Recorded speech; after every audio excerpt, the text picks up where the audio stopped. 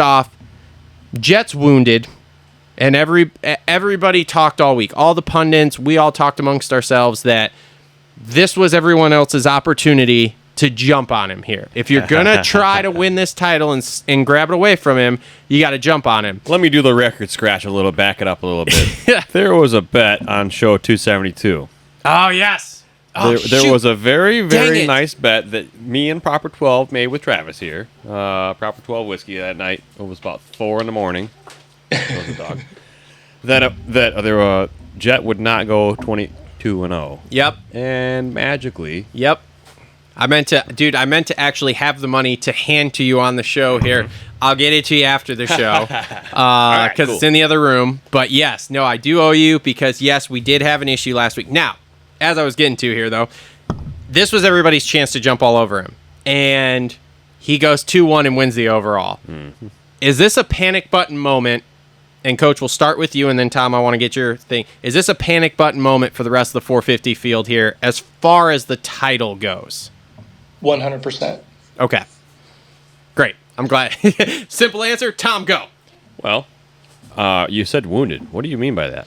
So he has and Coach, you may know a little bit more here. He has a huge gash in his leg from the foot peg from last week, and his shoulder was fucked up too. Mm. So, yes. So riding at that pace is difficult enough as it is, let alone when you're a little bit beat up.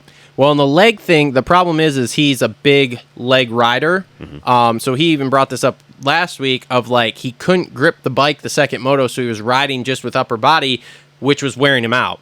And then he said yesterday in that first moto, once him and Hunter got into first and second, the leg kind of flared up there in the last 5 minutes or whatever, and he basically said, screw it, I'm just going to start recovering for the next moto, which is why Hunter pulled such a gap on him there. But my thing is like I said, I'm just so then I'll go back to the question. Is this panic button moment for everyone else as far as the title goes for this, barring him doing something dumb or a bunch of mechanicals?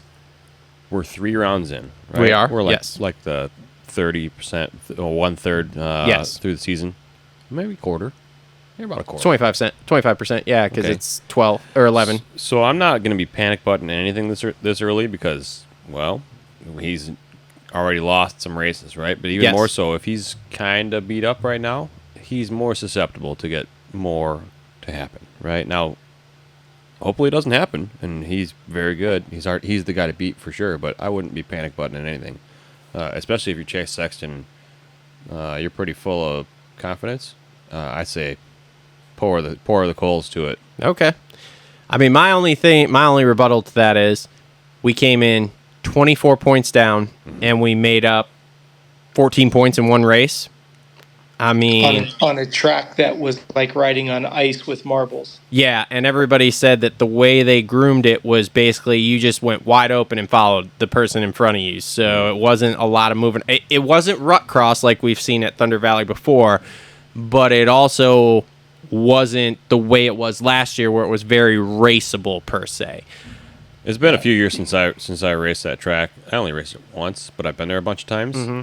The track's kind of narrow for a national. Okay. And the way that they prep it really affects how the racing goes in. So like we were talking about how previously it had more ruts. Well, when there's not as many ruts, it doesn't create that same terrain of separation. Mm-hmm. Right? So interesting how that all shakes down. Yeah. All right, so next thing up then,